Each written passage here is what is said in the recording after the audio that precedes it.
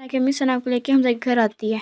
ثنا کی امی حمزہ کو ابو کہتی ہے کہ ہم حمزہ سے ملنے آئے ہیں۔ حمزہ کا ابو حمزہ کو بلاتا ہے اور کہتا ہے کہ ہم نے تم سے کوئی بات کرنی ہے۔ حمزہ کہتا ہے کہ آپ میرے ساتھ ثنا کے بارے میں بات کرنا چاہتے ہیں تو میں نہیں کر سکتا۔ ثنا کی امی حمزہ کو کہتی ہے کہ دیکھو تمہارے بغیر ثنا کا کیا حال ہو گیا، اس کو معاف کر دو۔ حمزہ کہتا ہے دوست ثنا نے غلطی کی ہے، اس سچ میں اس کو معاف نہیں کر سکتا۔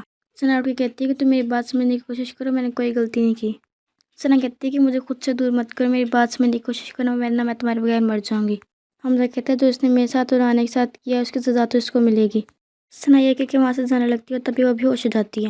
ثنا بے ہوش ہو جاتی ہے اور ثنا کی امی کہتی ہے ثنا بیٹا تمہیں کیا ہوا؟ حمزہ یہ سب کچھ دیکھ کے وہاں سے چلے جاتا ہے۔ ثنا کی امی کمرے میں بند ہوتی ہے اور چیخ کے کہہ رہی ہوتی ہے دانش میری بیٹی کہاں، اس کو میرے پاس لیا۔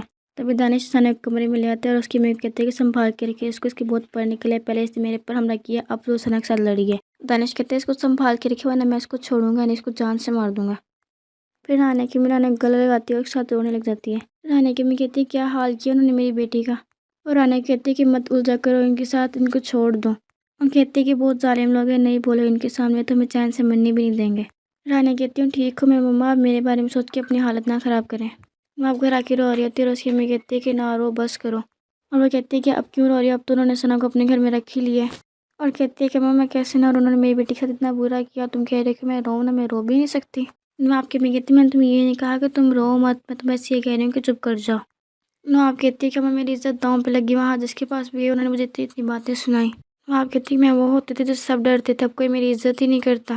وہ اپنی امی کہتی ہے اماں کچھ ایسا کرو کہ یہ سب تباہ ہو جائے، کوئی ایسا تعویذ بنا کے لاؤ۔ نو آپ کی امی کہتی ہے بس تم صبر کرو، تم دیکھتی جاؤ ان کے ساتھ ہوتا کیا ہے۔ نو آپ کہتی ہے کہ میں نے حمزہ کے اندر ایک ایسا جنون دیکھا ہے۔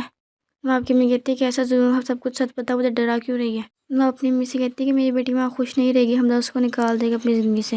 اور نو آپ کی امی نواب کہتی ہے تم ایسا کیوں کہہ رہے ہو، نواب کہتی ہے میں نے حمزہ کے اندر، نواب کی امی کہتی ہے کہ وہ تو اس کو گھر سے نکال ہی دے گا۔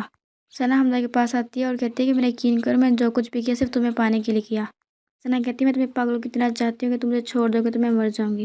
حمزہ کہتا ہے میں بھی پاگلوں کی طرح رانیہ سے محبت کرتا تھا لیکن تم لوگوں نے سب کچھ برباد کر دیا۔ اور ثنا کہتی ہے کہ میرا یقین کرو حمزہ میں اپنے دل کی خاطر مجبور تھی۔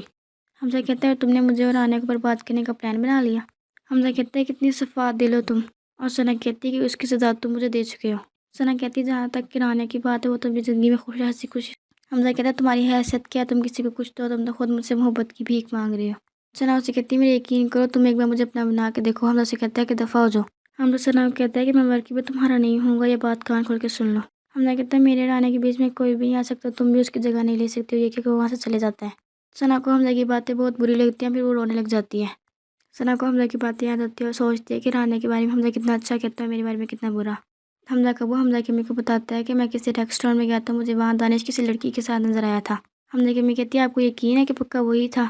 حمزہ کا ابو کہتا ہے میں اتنا بوڑھا نہیں ہوا کہ اپنے رشتہ داروں کو پہچان نہ سکوں۔ حمزہ کا ابو کہتا ہے وہ دانش ہی تھا اور کسی لڑکی کے ساتھ تھا۔ حمزہ کی امی کہتی کیا کیا ہو رہا ہے، ہماری ہمسائے میں ہو ہمیں کچھ خبر ہی نہیں ہے۔ حمزہ کا ابو کہتا ہے دیواروں سے دیواریں ملے ہو اور دل نہ ملے ہو تو یہی ہوتا ہے۔ حمزہ کا ابو کہتے ہیں میں تنگ آ گئی ہوں ان سب سے۔ حمزہ کی امی کہتی ہے آپ کا کیا خیال ہے میں اس کے بارے میں سادہ سے بات کروں؟ حمزہ کا ابو کہتا ہے بالکل ہی، اس کی تو پہلی طبیعت خراب رہتی ہے۔ اور کہتا ہے کہ حمزہ سے اس بارے میں کوئی بات نہیں کرنی۔ حمزہ کی امی کہتی ہے میں پاگل ہوں کیا؟ اور کہتے ہیں کہ حمزہ پہلے ہی بہانے ڈھونڈ رہا ہے دانش کے ساتھ لڑائی کرنے کے۔ اور کہتے ہیں اگر اس کو یہ پتہ چل گیا کہ وہ رانیہ کے ساتھ چیٹ کر رہا تو وہ اس کو چھوڑے گا نہیں۔ حمزہ کا ابو کہتا ہے کہ میں اس لیے کہہ رہا ہوں کہ تم اس بات کو بھول جاؤ۔ حمزہ کی امی کہتی ہے اچھا میں یہ بات کسی کو نہیں کہوں گی۔ رانیہ کی امی کہتی ہے کہ نواب نے کتنی بے رحمی سے میری بیٹی کو مارا ہے، اور کہتی ہے کہ کتنے وحشی درندے لوگ ہیں یہ۔ رانیہ کی امی کہتی ہے میری بچی خدا پوچھے انہیں یہ تم پہ کتنا ظلم کرتے ہیں۔ رانیہ کہتی ہے ظالم کا ظلم چپ چاپ سہنے والا ہی ظالم کہلاتا ہے۔ رانیہ کی امی کہتی ہے ہم کر بھی کہہ سکتے ہیں، بے بس ہیں ان لوگوں کے سامنے۔ اور کہتی ہے کہ ہم ان کا مقابلہ نہیں کر سکتے، ہم صرف خدا سے مدد مانگ سکتے ہیں۔ رانیہ کہتی ہے آپ کو پتہ ہے حمزہ نے ایک ملازمہ ہمارے گھر بھیجی تھی، میں نے اس کے ہاتھ ایک لیٹر لکھ کے حمزہ کے لیے بھیجا تھا کہ حمزہ ہمیں بچاؤ۔ رانیہ کی امی کہتی ہے کیا حمزہ یہاں پہ آ پائے گا؟ رانیہ کہتی ہے مجھے پورا یقین ہے کہ حمزہ ہماری مدد کرے گا، پوری زندگی یہاں قید ہو کے نہیں رہ سکتے۔ اور کہتی ہے کہ میرا دم گھٹتا ہے یہاں پہ، میں یہاں پہ نہیں رہ سکتی، ہمیں کچھ نہ کچھ کرنا پڑے گا، یہاں سے نکلنا پڑے گا۔